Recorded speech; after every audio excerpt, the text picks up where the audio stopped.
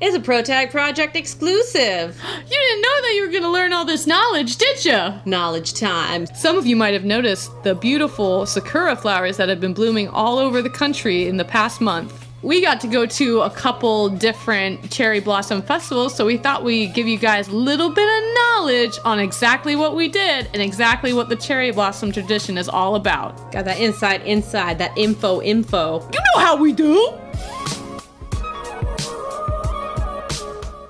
While many consider cherry blossoms to be the unofficial national flower of Japan, the actual national flower of Japan is the chrysanthemum.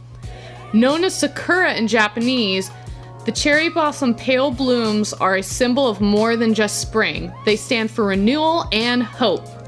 Cherry blossoms originated in the Himalayas and Eurasia before migrating to Japan, where they were soon adored by the local community.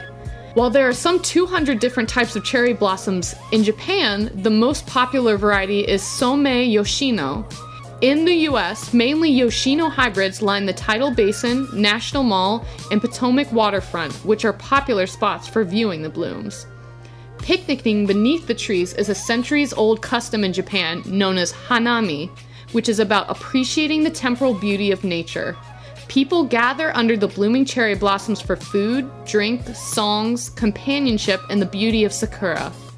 Early scripture hints that this tradition began with emperors and members of the imperial palace. Cherry blossoms are also an extremely popular fragrance all across the world. The top perfume in the US is Bath & Body Works' Japanese cherry blossom. While most people would probably assume that a city in Japan would be the host of the most cherry blossom trees in the world, this actually isn't true. Macon, Georgia in the US has the most cherry blossom trees in the whole world. Once they started blooming, they just wouldn't stop. Like Pringles. Pop, pop. According to the National Cherry Blossom Festival in DC, the flower is a symbol for the friendship between Japan and the US. The Washington, D.C. Cherry Blossom Festival, which runs every year from March to April, commemorates the gift of approximately 3,000 cherry blossom trees from the mayor of Tokyo to the United States in 1912. Japan sent these trees to the U.S. to represent goodwill and to create a positive relationship between the two countries. However, initially, U.S. inspectors from the Department of Agriculture recommended burning this gift from the Japanese after finding insects and diseases in the trees. The issue nearly caused a diplomatic crisis, but was thankfully resolved, and in 1915, we reciprocated the gesture by sending flowering dogwood trees to Japan. I was excited to receive a handy-dandy guide map of the blossoms that they were handing out. While a majority of the trees in the Tidal Basin area are Yoshino trees, there are a good amount of variety a short walk away. From autumn flowering trees to the pink late-blooming Kwanzan and low-hanging weeping cherry blossoms, so don't hold back from exploring. Not sure when to go?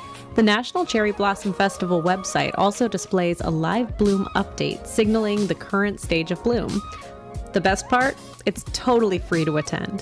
While some events may be ticketed or have additional purchases offered, there's no upfront cost to come by and enjoy the view.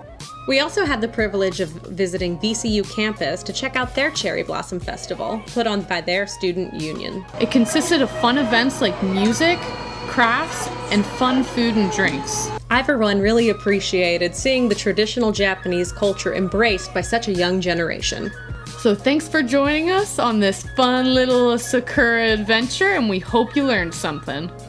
See you next time here on The ProTag Project!